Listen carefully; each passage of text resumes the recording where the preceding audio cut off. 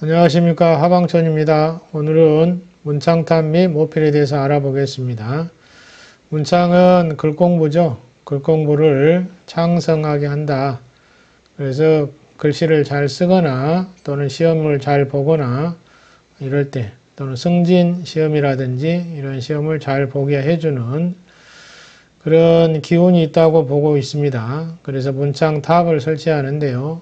모필도 그런 기운이 있다고 해서 털로 만든 붓인데 일반적인 붓들이 다 털로 돼 있죠. 그래서 털의 종류는 다르지만 어떤 종류라도 상관없이 설치를 하시면 그런 공부하는데 조력을 받을 수 있다고 보는 것입니다.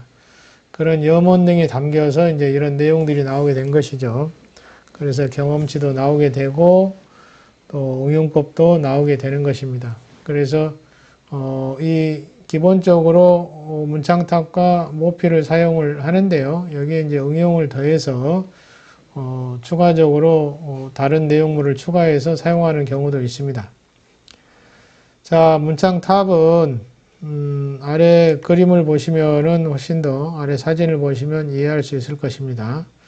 위에가 붓끝처럼 뾰족하게 되어 있습니다. 이렇게 해서 이제 붓 모양으로 형성이 되어 있는데요. 이 1층, 2층, 3층, 4층 이렇게 나눠져 있습니다. 그래서 7층으로 되어 있으면 7층 문창탑이 되겠죠. 9층이면 9층 문창탑, 13층이면 13층 문창탑이 됩니다. 자, 이렇게 층수가 나눠져 있고 층수가 높을수록 기력이 더 좋다라고 평가하고 있습니다. 그런데 일반인 입장에서 뭐 7층이든 9층이든 13층이든 필요에 따라서 적당한 높이의 문창탑을 거르는 게 좋습니다. 거기에 너무 연연할 필요는 없는 것 같습니다. 자, 이런 구조로 되어 있고요. 그래서 이것을 이제 설치를 하는데 설치하는 목적은 방금 말씀드린 대로 몇 가지 언급을 했지만 다시 한번 이 교재 내용을 보시면은 사람이 뭐 총명해지는 거, 뭐 문직에 이롭고 글공부에 이롭고 뭐 이런 내용입니다.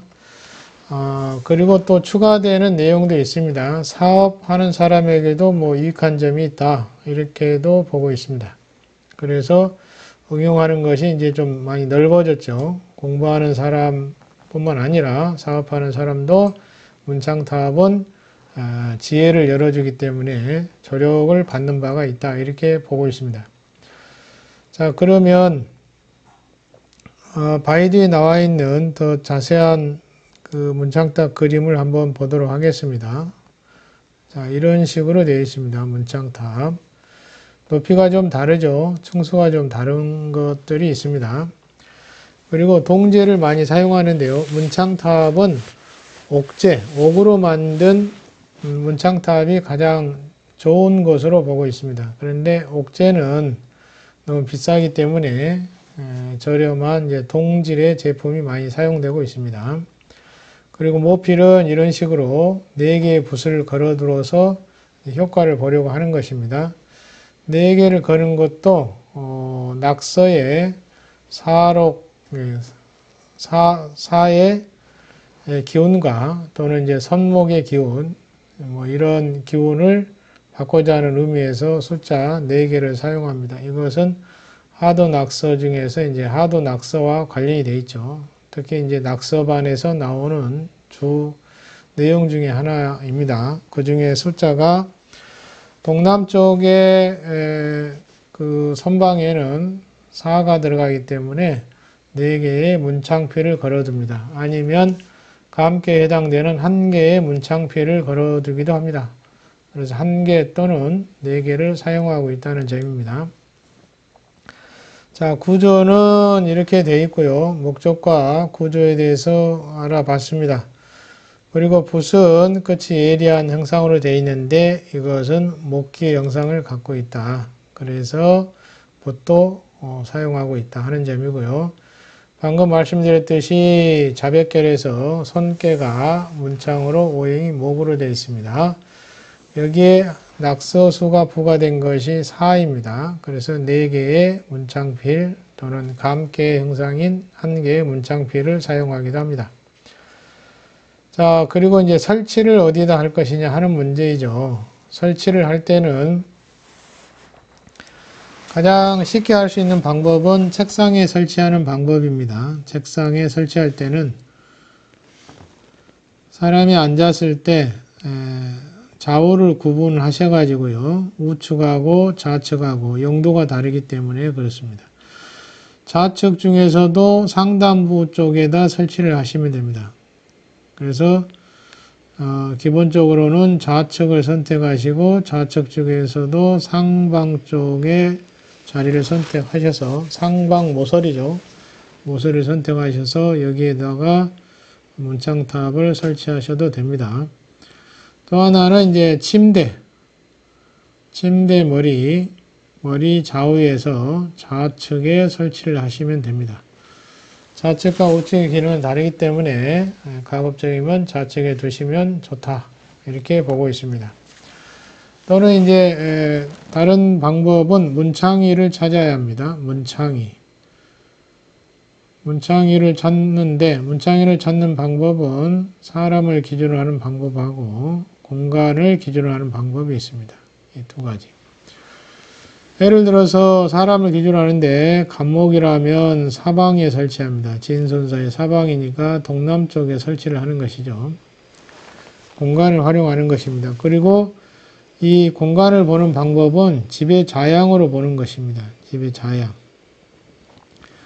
만약에 남향집이다. 그러면 이제 집이 남향집이라고 한다면, 남향이라고 한다면 동북 방향에 있습니다. 동북 쪽에 있기 때문에 동북 방향에 문창탑을 설치하시면 될 것 같습니다. 남향집이 많죠, 상대적으로. 그리고 이제 이 동방향은 집의 중앙에서 나경 또는 이제 나침판으로 동북 방향을 찾아서 그쪽에 설치하시면 될 것 같습니다. 이 내용은 분량이 많기 때문에 다음 기회에 문창위에 대해서 다시 설명을 해드릴까 합니다. 오늘은 이 문창탑, 그 다음에 문창패를 사용하는데 그 구조가 어떤 것인지 가볍게 알아본 것입니다. 그래서 이제 문창탑을 설치를 하는 방법 가볍게 말씀을 드렸습니다. 문창위는 좀 공간을 잘 찾아서 설치를 해야 하기 때문에 쉬운 일은 아닙니다. 그런데 요즘은 이제 나침판을 앱으로 다운받아서 보시면 어느 정도는 비슷하게 찾을 수가 있습니다. 그걸 찾아서 하시거나 아니면 책상이라든지 또는 뭐 사무실 책상 이런 데도 가능합니다. 필요한 목적이 있는 분들은 그것을 응용해 볼 수가 있겠죠. 그리고 이제 설치할 때 주의하실 점도 있습니다. 특히 문창탑은 화장실하고 마주 보지 않도록 설치하는 게 좋습니다. 그건 상당히 유의할 사항이기 때문에 신중하게 판단하시고요. 또 하나는 문구하고 정면으로 마주 보지 않도록 설치를 하는 것이 좋습니다. 정면 대응을 하는 것은 문과 직충하기 때문에 피해야 됩니다. 그래서 그 두 가지 주의하시고 하나 더 말씀을 드린다면 이 책상을 설치할 때 대부분 그 창문을 마주보고 설치하거나 대부분 그렇게 되어 있습니다. 사무실 책상은 조금 다르지만 어찌됐든 공부방으로 쓰는 그 아파트 같은 경우는 대부분 창문을 바라보고 이렇게 설치를 많이 합니다. 그래서 등 쪽이 허하게 되죠. 등이 문을 등지고 창문을 바라보는 구조로 설치를 하는데 원래는 이제 그와 좀 반대가 돼야 합니다. 특히 이제 등 쪽은 책상에 앉았을 때 등 쪽은 벽면을 기대고 앉는 구조를 취하는 것이 좋습니다. 가급적이면 뒤에가 기댈 수 있는 공간이 있는 것이 좋은 것이죠. 그래서 기존의 그 책상 설치하는 것과는 많이 다르기 때문에 만약에 효과를 좀 높이려면 책상의 배치를 그런 식으로 하셔야 되지 않을까 싶습니다. 자, 그래서 문창탑, 문창필, 그 다음에 책상의 위치는 가급적이면 벽면을 등지고 설치하는 것이 좋다는 점 말씀을 드렸고요. 또 문창탑은 문과 정면으로 직충하지 않도록 설치를 하시는 것이 좋다. 주의할 것은 화장실하고 마주보지 않도록 설치한다는 점을 말씀을 드렸습니다. 그래서 주의할 점하고 몇 가지 말씀을 드렸으니까 여기에 맞게 책상 상단 모서리에 설치를 해보시는 것도 좋을 듯 합니다. 자, 마무리합니다. 문창위는 다음에 할 테니까요. 그렇게 이해를 해 주시고요. 다음에 자세히 말씀을 드리겠습니다. 내용이 많습니다. 문창탑 및 이제 모필, 이것은 그 사업운에도 영향을 주기 때문에 사업장에도 설치할 수 있다는 점이 특이한 점이고 추가되는 점입니다. 그리고 대부분은 이제 공부하는 사람, 그 다음에 승진하는 사람, 또는 고시를 봐야 되는 사람, 이런 분들, 또는 학자라든지 또는 글을 써야 되는 분들은 이런 게 도움이 될 수는 있겠죠.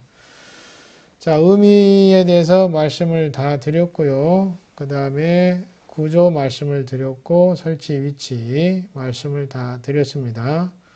자, 오늘은 문창탑 및 모필에 대해서 설명을 해드렸습니다. 여기까지 하고 마치도록 하겠습니다.